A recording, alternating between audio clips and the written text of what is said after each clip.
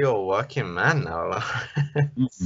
I'm busy a lot of the time. 3 days of work. I spend at least a day video editing for this. I spend another solid chunk doing my level 2 course. I span that out over several days. Anthony's reviews, proofreading. I'm busy all the time. How is the work going? Apart from phone calls, it's all right. Yeah, I guess that's something Dan is up to date with, of course, So how is that going for you? You seem better than last week, and me and you were talking privately anyway regarding that. So I'm better than I was last week because I've had a heart-to-heart with my boss about it. It was a general catch-up, and it just kind of led into that, which is okay. We're going to work on a plan to kind of coach me through it. But I'm assigned them like every day, so it's just taking small victories where I can is, what we're doing. So like even if I like manage like 1 or 2 a day, it's something at least. But like they weren't quite aware of how deep it runs, because it is a very deep running thing. It is a legitimate phobia, telephobia. It's not just being nervous about phone calls. It's your stomach dropping. It's your mind clouding over. It's your panic attack. It's your hand freezing over the receiver. It's you being completely discombobulated and not being able to just do whatever it is you need to do, despite having all of the information before you, and despite knowing what you have to say, and despite seeing how the conversation can go in your head. It's making that leap. And just for like context, I of course don't have telephobia, but even I'm not super comfortable making calls. And when I was in Cyprus, I worked at an events company, and my job was quite similar to Lawrence's, actually, in a weird way. I had to call people from other countries.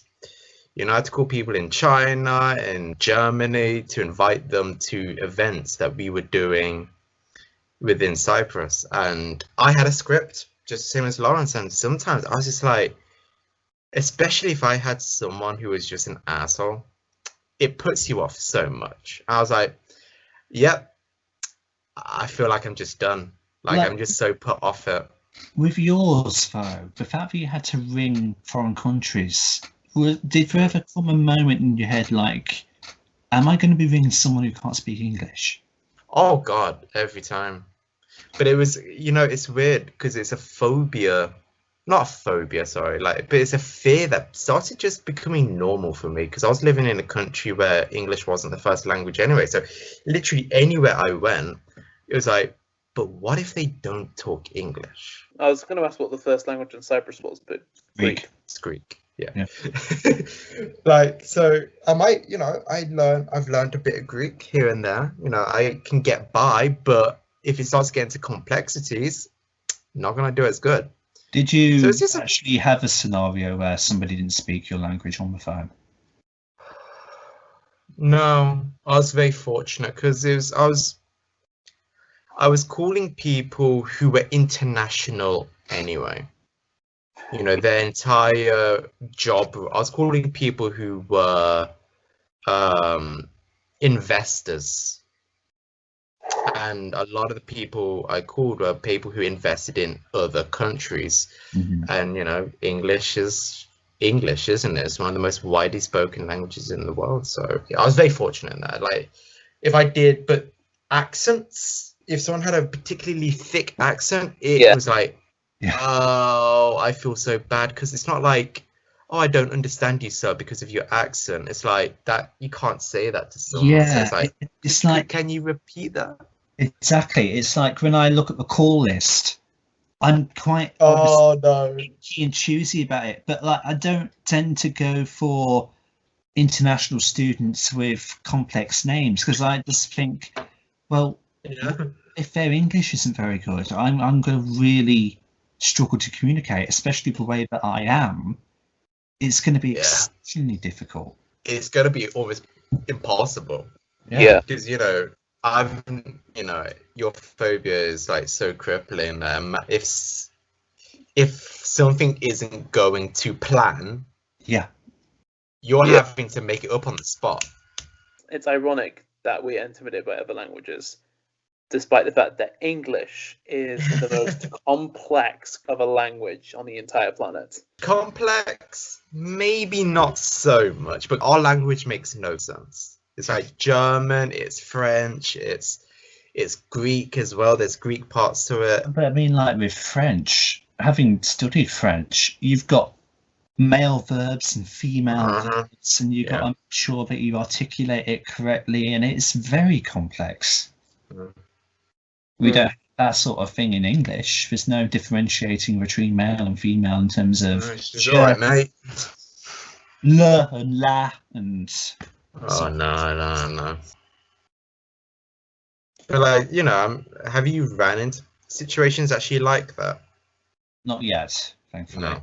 I mean, at the shop that I volunteer at, there's been many international people come in, and it's been difficult. Yeah, but you're good. Like, you're generally good with face-to-face. Yeah, I'm a lot better with face-to-face, certainly. Yeah. And when it comes to calls, I'm better making them than I am answering.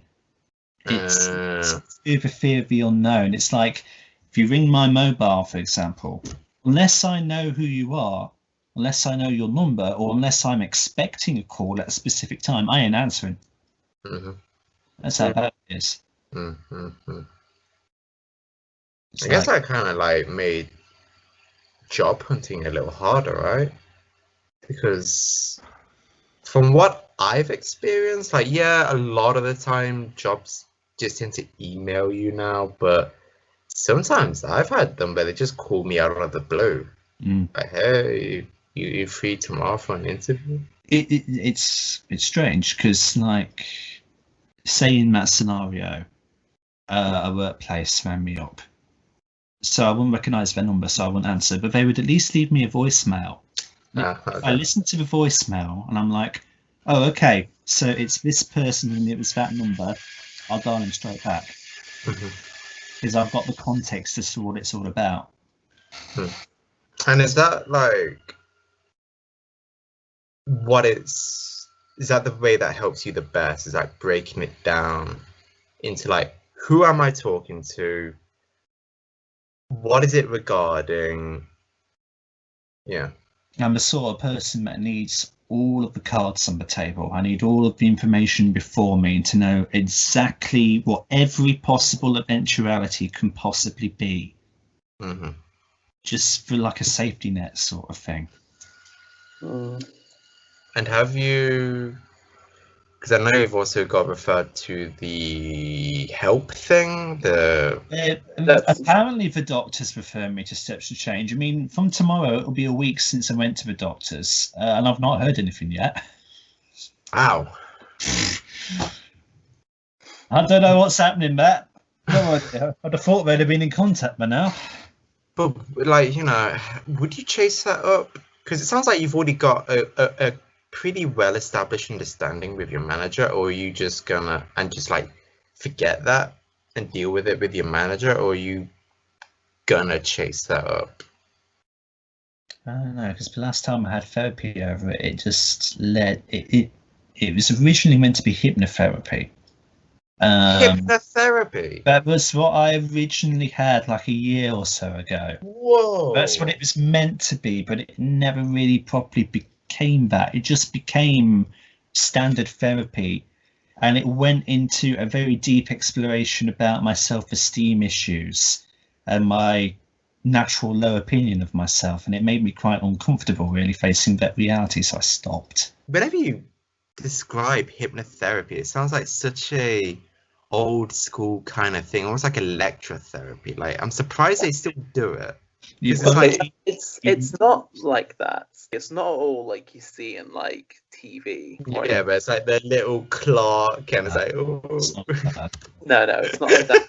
You lie back with your eyes closed, and your therapist plays some soothing sensual music in the background, and they kind of talk you through. At least for me, it was they put a scenario in your head, a hypothetical kind of thing, and they try and coach you into creating mental. I was going to say the word algorithm. I'm not sure that's the right word because that's too mathematical. But they try and coach you through mental defenses, I suppose. Yeah, they essentially hit the you put yourself into a suggestible kind of trance state. They just kind of hold your hands to kind of guide you into a state where they can suggest where they can suggest like constructive lifestyle changes or coax kind of.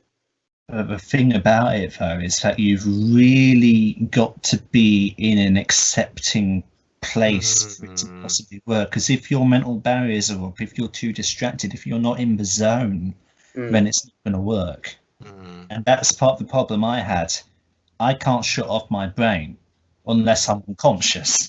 I know that feeling. With mine, there is a whole idea about what's your perfect place. Envision somewhere in your mind where you feel safe, where you feel happy. And part of my problem was that he would go through this long, elaborate way of getting me to that place. But me, with my vivid imagination, I can get there like that. So half of the stuff he's saying to me is irrelevant because I'm already mentally there. So it's not working for me, clearly. I mean, like, my issue is that I've just straight up lost consciousness. What the fuck? Wait, you like fell asleep? Yeah. I mean, you're lying down in a very comfortable position, and I tend to visualize better with my eyes closed. Like, no joke, though. On my first session, my body went to sleep. Now, that's the idea. It's really relaxing. It legitimately is really relaxing. Wow. Yeah, like, that's the idea. Like, it's similar. Well, I'm not sure if it's exactly the same, but it's similar to sleep paralysis. Where your body shuts down, but you're still aware of things around you. Yeah, exactly. Do you find though that just each their own? Did you find this actually worked? No. It kind of varied with me. Okay. Like once or twice, I felt like it did have, at the very least, a temporary kind of positive boost. But it's like, it's easy to see it as this miracle kind of thing, like this magic thing that's going to change your mindset. But it's not like that. It's, if you're unwilling to make a lifestyle change, they can't force you to do that. They can suggest that. And if you want to do it, they can convince you to do it, but they can't enforce something on you that you're ultimately unwilling to do. My problem was that my brain was hardwired to be unwilling, to be open, and to accept the suggestibility of it. Yeah, I think I can see that with you. Maybe not in some areas, but in general, I tend to be largely an open book with anybody. Yeah, I try to be as well. You know, like if they ask something, I'm more likely to give you the actual answer. Yeah. But we all have a secret side to ourselves, I think, don't we? Like, there's always something we keep just for ourselves. Like, Damn right. In my cupboard, I have a crotchless Spider-Man costume. Just cue the Raimi music. I'm going to say it's in my cupboard, thank you very much. The skeletons in Lawrence's cupboard. No, it's just a ton of Transformers. There is that, yeah. But he has another cupboard, the one that's under his bed that goes into the cellar. Shit, how did he know that? He's not even been here and he knows that. I know. Dan tells me all the secrets. I was about to say, what have you been texting him?